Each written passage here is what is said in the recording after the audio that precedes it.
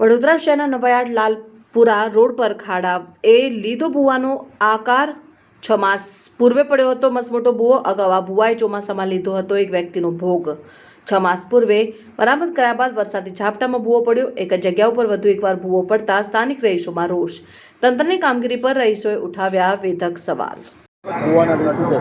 વડોદરા શહેરમાં ભૂવા પડવું કોઈક નવીની વાત છે નથી અને મુખ્ય માર્ગ પર ભૂવા કે તમે જો ઠેર ઠેર જ્યાં પણ મેન રોડ મુખ્ય માર્ગ પર જે કામગીરી થઈ છે એ કામગીરી તકલાદી થાય છે અને જેના કારણે અવારનવાર ભૂવા પડે છે।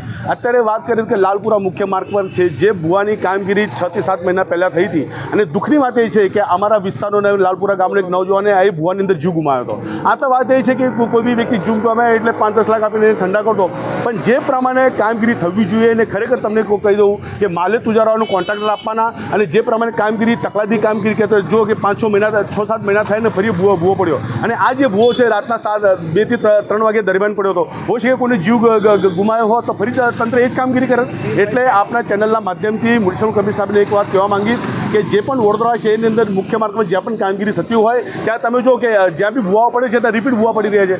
એટલે જે પણ કોન્ટ્રાક્ટર છે કોન્ટ્રાક્ટર પ્રોપરલી કામગીરી કરતા નથી અને જેના કારણે એનો ભોગ લોકો ભોગવી રહ્યા છે। એટલે આવનારા સમયની અંદર ખરેખર આની માટે જે પણ કોન્ટ્રાક્ટરો છે એને બ્લેકલિસ્ટ કરે અને વહેલામાં વહેલી તકે આ જે ભૂવો છે અને અત્યારે તમને કહું કે તહેવારોની શરૂઆત થઈ રહી છે, આ ગામનો મુખ્ય માર્ગો હોય તહેવારોની શરૂઆત થઈ જાય, હવે આ જે ભૂવો પડ્યો ફરી 2 થી 4 મહિના થશે એટલે લોકો હેરાન થશે। એટલે ખરેખર તકલાદી કામગીરી અને ખરેખર પ્રોપરલી કામગીરી થઈ હોત તો આજે આ સમસ્યા ના હોત। એટલે આપણા ચેનલના માધ્યમથી ફરી મ્યુનિસિપલ કમિશનરને એ વાત કહેવા માંગીશ કે જે પણ આ માટે જે પણ કોન્ટ્રાક્ટર છે એને બ્લેકલિસ્ટ કરે અને વહેલામાં વહેલી તકે આની કામગીરી પૂરી કરવામાં આવે એવું કહેવા માંગીશ।